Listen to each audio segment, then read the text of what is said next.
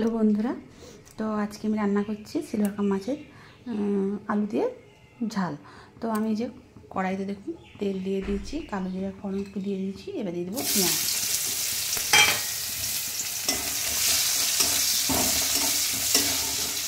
এখানে মাছ ভেজে রেখেছি, আর এখানে আলু টমেটো কেটে রেখেছি।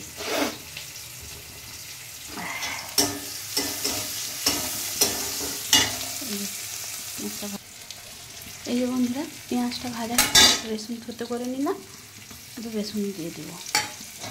এবার কারণ যেহেতু কাঁচা রসুন একটু ভেজে নেব।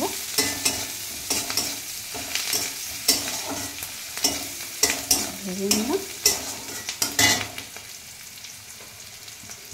এবার দেবো কাঁচা লঙ্কা, কয়েকটা কাঁচা পাকা লঙ্কা। এই যে কয়েকটা কাঁচা পাকা লঙ্কা দিয়ে দিলাম।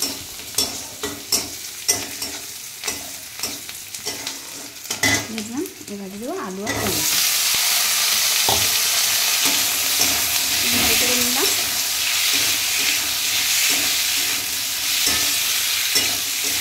আর আলুটা দেখুন বন্ধুরা কেমন কেটেছি, এই যে পাতলা পাতলা করে একটু বক্স বক্স টাইপের কেটে নিয়েছি।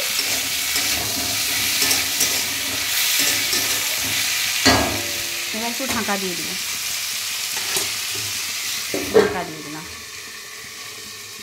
এই যে বন্ধুরা দেখুন ঢাকা খুলে নিয়েছি। এবার একটু নেড়ে ছেড়ে নিলাম। এবার দেবো পরিমাণ মতন নুন দিয়ে দিলাম, পরিমাণ মতন নুন। আর দেবো পরিমাণ মতন হলুদ। হলুদ দিয়ে দিলাম। এবার একটু নেড়ে ছেড়ে নেব।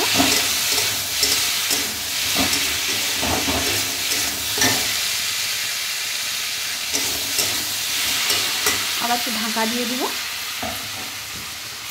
ঢাকা দিয়ে দিলাম। এই যে বন্ধুরা আলু সিদ্ধ হয়ে গেছে, আমি একটু নেড়ে নিচ্ছি। এবার দেবো সর্ষে বাটা। তো একা হাতে ভিডিও করছি, ক্যামেরা ধরে কিছু একটু অসুবিধা হয়। তো এবার দিলাম সর্ষে বাটা।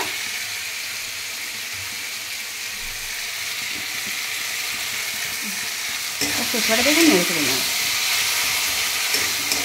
কালো সাদা সর্ষে বাটা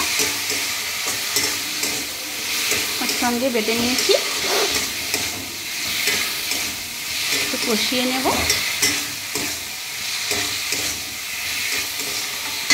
এই দেখুন বন্ধুরা কষিয়ে নিয়েছি, কিন্তু আমি এখানে কোনো শুকনো লঙ্কা বা শুকনো লঙ্কার গুঁড়া বা বাটা কোনো ব্যবহার করিনি, কাঁচা লঙ্কাই ব্যবহার করেছি। তো এবার আমি পরিমাণ মতো জল দিয়ে দেব। এই যে দিয়ে দিয়েছি পরিমাণ মতো জল। এবার ঝোলে জালটা ওঠা পর্যন্ত আমি অপেক্ষা করব, তারপরে ঝোলে জাল ফুটলে মাছ দেব। একটু ঢাকা দিয়ে দিলে তাড়াতাড়ি জালটা উঠে যাবে। এই যে দেখুন বন্ধুরা ঢাকা দিয়ে দিয়েছিলাম বলে ঝোলে তাড়াতাড়ি জাল উঠে গেছে।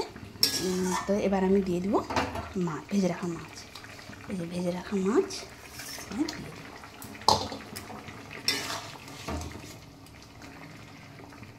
কতটা হতে থাক।